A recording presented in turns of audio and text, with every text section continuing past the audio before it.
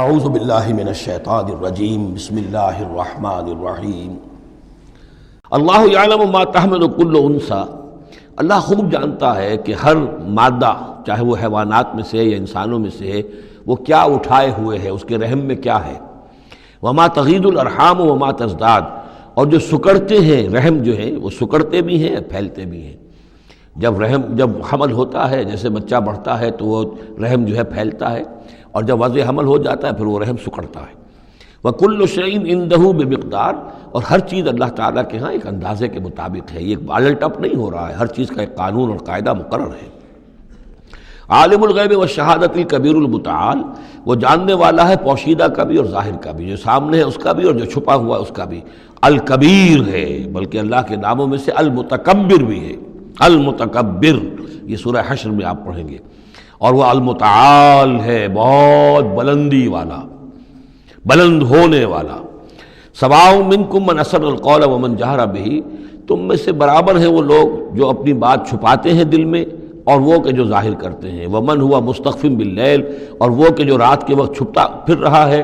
وسارب بالنہار، اور وہ کہ جو دنوں میں گرگریوں میں پھر رہا ہے۔ یعنی اللہ کے علم کے اعتبار سے تمہارا چھپانا، تمہارا عام کرنا، تمہارا چلنا پھرنا، رات کو کہیں سونا، یہ ساری چیزیں اللہ کے برابر ہیں۔ اللہ کے لیے تو ہر وقت آنے واحد میں تم ان کے سامنے موجود ہو۔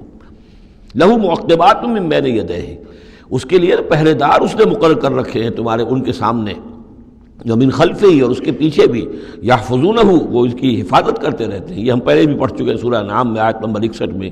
یرسل علیکم حفظہ، اللہ تعالیٰ تمہارے اوپر اپنے طرف سے محافظ بھیجتا ہے، گویا کہ باڈی گارڈز اللہ کی طرف سے۔ جب تک موت کا وقت نہیں آیا ہے فرشتے ہماری حفاظت کر رہے ہیں کہ ابھی ان کا مہلت ہے اور ابھی ان کے امتحان کا وقت ہے، لہذا وہ حفاظت کرتے ہیں۔ لہو معقبات من بین یدیہ، انسانوں کے سامنے بھی، ومن خلفہ، ان کے پیچھے بھی، یحفظونہ، جو اس کی نگہبانی کرتے ہیں، من امر اللہ، اللہ کے حکم سے۔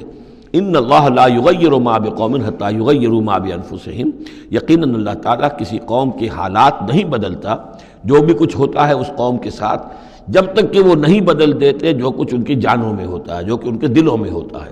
خدا نے آج تک اس قوم کی حالت نہیں بدلی، نہ ہو جس کو خیال آپ اپنی حالت کے بدلنے کا۔ آپ کی باطنی کیفیت بدلے گی تو اللہ تعالیٰ کی طرف سے بھی آپ کے ساتھ معاملہ تبدیل ہو جائے گا۔ وَإِذَا أَرَادَ اللَّهُ بِقَوْمٍ سُوءًا فَلَا مَرَدَّ لَهُ، اور جب اللہ تعالیٰ کسی قوم کے لیے کسی بری شے کا فیصلہ کر لیتا ہے، یعنی سزا کا، عذاب کا، پھر اس کو لوٹانے والا کوئی نہیں ہے۔ وَمَا لَهُم مِّن دُونِهِ مِن وَالٍ، اور نہیں ہے کوئی بھی ان کے لیے اللہ کی طرف سے مددگار اور والی۔ هُوَ الَّذِي يُرِيكُمُ الْبَرْقَ خَوْفًا وَطَمْعًا، وہی ہے جو تمہیں دکھاتا ہے بجلی جب چمکتی ہے، خوف سے بھی اور ڈر سے بھی۔ ہو سکتا ہے کوئی طوفان ہو، کوئی بہت بڑی آفت آ رہی ہو، لیکن یہ کہ طمع بھی ہے، بارش ہو، ہماری فصلیں لہلہانے لگیں، تو ما بین الخوف والرجا۔ وَيُنشِئُ السَّحَابَ الثِّقَالَ، اور وہ اٹھاتا ہے بڑے بھاری اور بوجھل جو بادل ہیں۔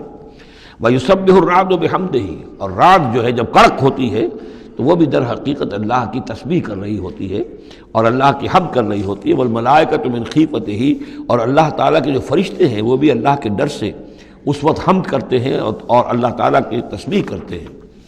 وَيُرْسِلُ الصَّوَاعِقَ، اور پھر وہ کڑک دار بجلیاں بھیجتا ہے۔ فَيُصِيبَ بِهَا مَن يَشَاءُ وَهُمْ يُجَادِلُونَ فِي اللَّهِ، اور پھر وہ ڈال دیتا ہے ان بجلیوں کو، بجلیاں گرتی ہیں جس پر اللہ چاہتا ہے۔ وَهُمْ يُجَادِلُونَ فِي اللَّهِ، حالانکہ وہ اللہ کے بارے میں جھگڑ رہے ہوتے ہیں۔ وَهُوَ شَدِيدُ الْمِحَالِ، اور یقیناً اس کی پکڑ بہت سخت ہے۔ لَهُ دعوت الحق، اس کا پکارنا حق ہے۔ دو معنی اس کے ہیں، یعنی اس کو پکارا گیا تو گویا کہ ایک واقعی ہستی کو پکارا گیا جو سننے والی ہے اور اس پر قادر بھی ہے کہ تمہاری دعا کو سنے اور قبول کرے۔ باقی کسی اور کو پکارا جا رہا ہے، نہ کوئی سن رہا ہے، تمہاری ساری دعائیں جو ہیں وہ دعاء الکافرین الا فی ضلال، وہ تو ادھر ادھر بکھر رہی ہیں، کوئی سننے والا ہے ہی نہیں۔ تمہارے من گھڑت قسم کے وہ معبود ہیں، یا فرض کیجئے کہ اگر فرشتوں کو پکار رہے ہو یا اولیاء اللہ کو پکار رہے ہو، نبیوں کو پکار، وہ بھی نہیں سن رہے، تو تمہاری وہ ساری پکاریں جا رہی ہیں بیکار اور ضائع۔ لہو دعوت الحق، ہاں اس کو پکارنا جو ہے وہ حق ہے، اس کو پکارا جائے تو یقیناً اللہ سنتا ہے۔ اور ایک یہ بھی ہے کہ جو وہ پکار رہا ہے، جس بات کی وہ دعوت دے رہا ہے، وہ حق ہے۔ لہو دعوت الحق، وہ دعوت دے رہا ہے کہ میری بندگی کرو، میرے احکام پر چلو۔ والذین یدعون من دونہ لا یستجیبون لہم، اور جن کو یہ پکار رہے ہیں اس کے سوا وہ ان کو نہ خود سنتے ہیں نہ ان کی دعا کو قبول کرتے ہیں. بشیء الا کباسط، لیکن سوائے اس کے کہ ان کی مثال اس شخص کی سی ہے کباسط کفہ الی الماء لیبلغ فاہ، کہ کوئی شخص اپنا ہاتھ پانی کی طرف بڑھا رہا ہے کہ وہ پانی جو ہے اس کے منہ تک پہنچ جائے. وما ہوا ببالغہ، اور وہ پانی اس کے منہ تک پہنچنے والا نہیں ہے. جیسے یہ کار عبث ہے، پانی آپ لیں گے چلی میں منہ میں ڈالیں گے، صرف ہاتھ کے بڑھانے سے تو پانی نہیں آ جائے گا. جیسے یہ کار عبث ہے، ایسے ہی اللہ کے سوا کسی اور کو پکارنا کار عبث ہے. وما دعاء الکافرین الا فی ضلال، وہ الفاظ بھی آ گئے.